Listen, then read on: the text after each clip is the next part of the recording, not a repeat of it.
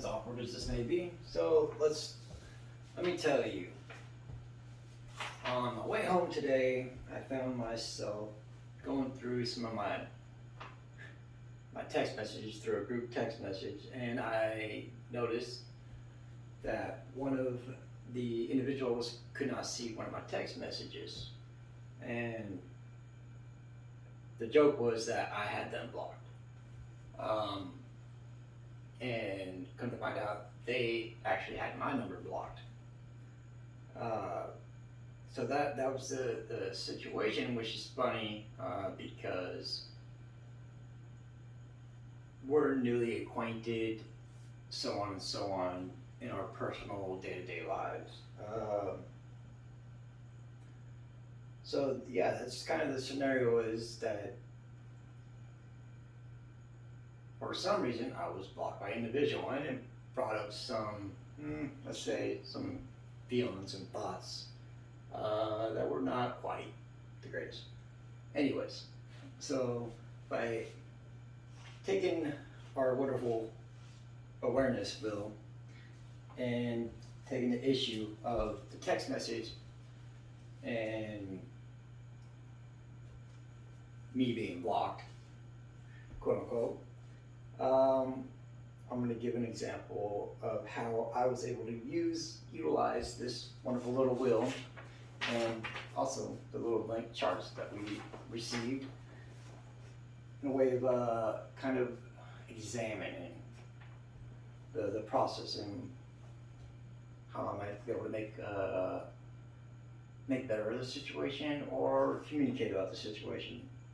So I'm going to go very basic, very plain, and I'll start with the sensory data, right? Which to me is kind of like the event, also in the middle, as you see here, the issue.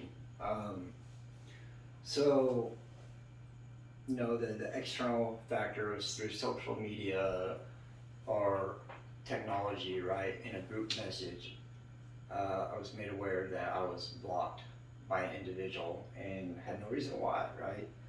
Some of the internal factors that happened there, right? Some of the sensations that were going on, where I immediately felt myself, my blood pressure raise a little bit, my muscles tensing up, and kind of like a shakiness in a way, which was brought about by past experiences and other things like such, right? And my automatic go-to process of,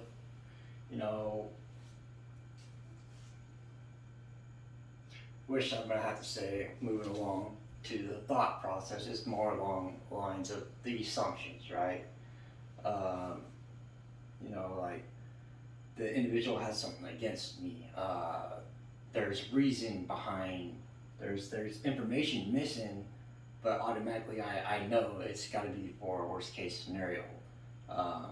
There's no way that I'm blocked by this individual. There must be something that he's hiding, or he doesn't like me, or something along those lines. Those are the thoughts that are going through my head.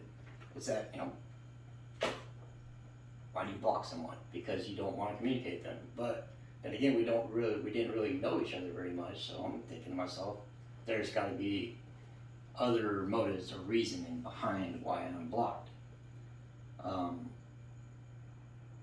And false assumptions and some of the interpretations are things like,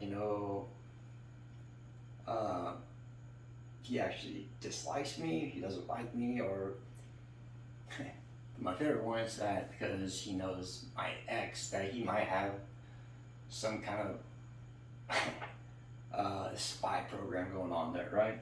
Some very twisted thinking in my process. But then that thought process definitely brings me down to the emotions, right? And automatically, one of the first emotions I felt was kind of like hurt, irritated, uneasy. I became kind of mad. I became concerned, very confused. um, and this like led to a lot of those negative, or I can't say negative because there really is no negative emotion, but these emotions triggered old experiences and results. Like, so I automatically go into a belief system, right? Kind of fall back to the thoughts that my past experiences tell me this, right? Because of my past centuries, past data, I have this belief that it's all negative, right? And I had no clarification really why as to this happening, because I had not had the opportunity to speak with a person yet in person or text or whatever. Like, I haven't got to have any sort of communication. So this is wonderful that I get to process this all. Coming back around, now that we know, like, I've got some discomforting emotions around the situation, and I come to like my wants. What are my wants in this scenario? You know, and communication, simply for myself, right, is to understand, and also want to know that, hey, maybe I don't get to understand, or maybe there is no real reason, and to know the truth, and to be able to let it go more than anything. To just be let go of all the perceived negative consequences, and learn a new process of having a thought process around a situation. My wants for the individual, is to be honest and to be open with me, and to actually, this goes with both self and the other, right, is to get the opportunity to actually connect and get to know each other better, right? To nourish that relationship and build it off of honest communication. As for stakeholders, let's say individuals that are in the group chat, or just people that are in our circle of friends and community, is, you know, I would say is that by us deepening our connection and our relationship and understanding of one another, and through the honesty and the communication, is that it helps our circle and our community of friends, our group, to even further bond and have trust with one another, and to be able to be open and vulnerable with one another. Moving on to my actions, you know, I would like, the past actions in this event was the automatic process of thought and beliefs and feelings. Like, in reality, I automatically went to emotions and began to start making actions. And what I did is I stopped, and what I did is I went to that little corner over there that we identify as timeout. Took a break. Right? What is the reason? Hey, I don't know the reason. And I need not to jump to conclusions or reach out or say anything or be passive or be cruel about it, or be aggressive.